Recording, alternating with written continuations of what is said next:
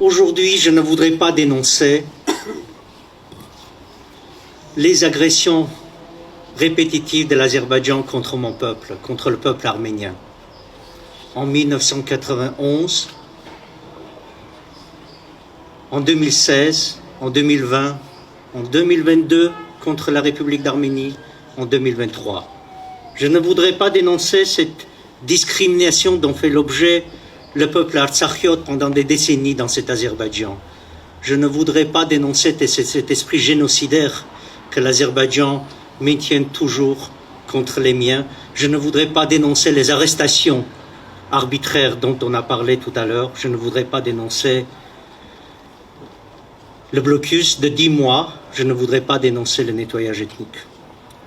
En revanche, je vous propose de rendre hommage à tous ceux qui ont donné leur vie depuis maintenant 3 décennies pour défendre cette population de 150 000 habitants qui était celle de l'Artsakh, mais aussi la population de 3 millions d'habitants qui est celle de l'Arménie.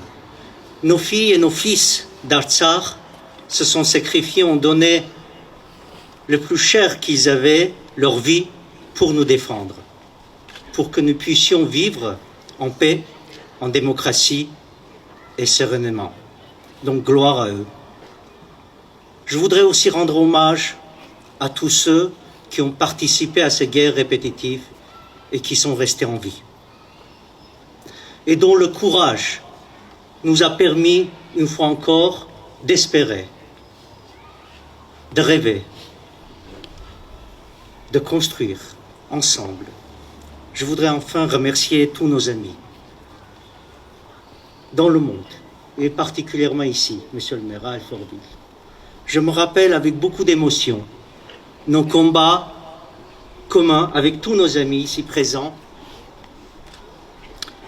Par exemple, en signant la charte d'amitié avec Berzoge,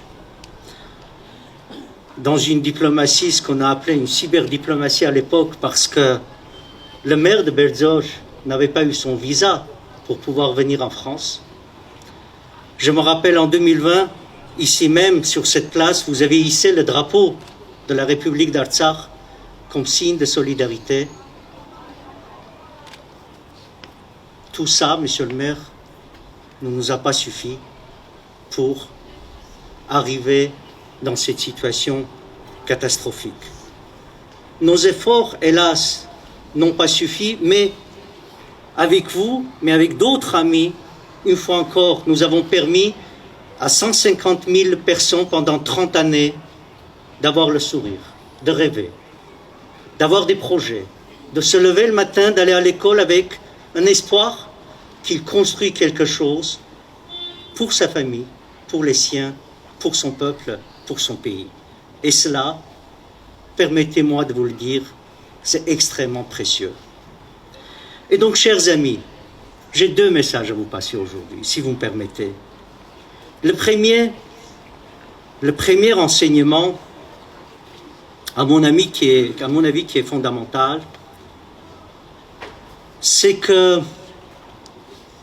il ne suffit pas de mandater, il ne suffit pas de déléguer pour que tout se passe comme nous le souhaitons, même si nous pensons que nous avons délégué tous ceux qui sont vertueux, courageux, pour nous guider.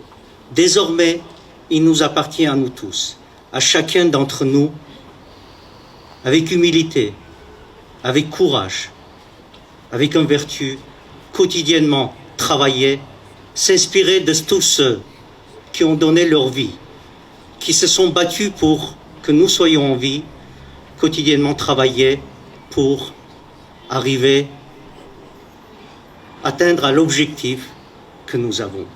Et deuxième message que je voudrais vous passer, c'est de rester ou être unis. Nous sommes trop désunis.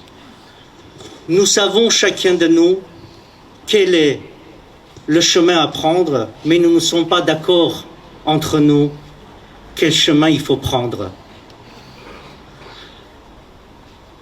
Je sais, je suis conscient que parfois on demande d'être unis pour nous donner du courage. mais je vous demande aujourd'hui d'être unis pour avancer ensemble. Et donc la direction dans laquelle nous allons avancer est aussi importante, peut-être même plus importante que notre union. Et c'est cette direction-là que je voudrais vous proposer aujourd'hui, qui est en faveur du renforcement de notre nation, du renforcement de l'Arménie, pour que nous ne perdions pas l'Arménie, pour que d'ici quelques années, les députés en exil arméniens, comme aujourd'hui les députés artsakhiot, ne demandent pas le droit de retour collectif sur leur terre, dans une paix et dans la sécurité. L'enjeu que nous avons depuis maintenant 150 ans, notre peuple, c'est l'enjeu sécuritaire. Travaillons pour cet enjeu, renforçons sécuritairement notre pays, et c'est là où la paix reviendra. La sécurité, avant tout, l'union entre nous et la direction dans laquelle nous nous dirigerons. Et c'est dans ce contexte-là que je voudrais vous demander de vous rejoindre à ce mouvement qui est Europeans for Artsakh, dont l'esprit même est l'union, sans exclusion, sans exclusion. Travaillez avec nous, travaillez avec tous ceux qui aujourd'hui, trop peu nombreux, je l'avoue, sans relâche, sont dans ce mouvement, mais arrivent à encore faire parler de nos enjeux qui sont, hélas, vitaux encore pour nous. Merci infiniment.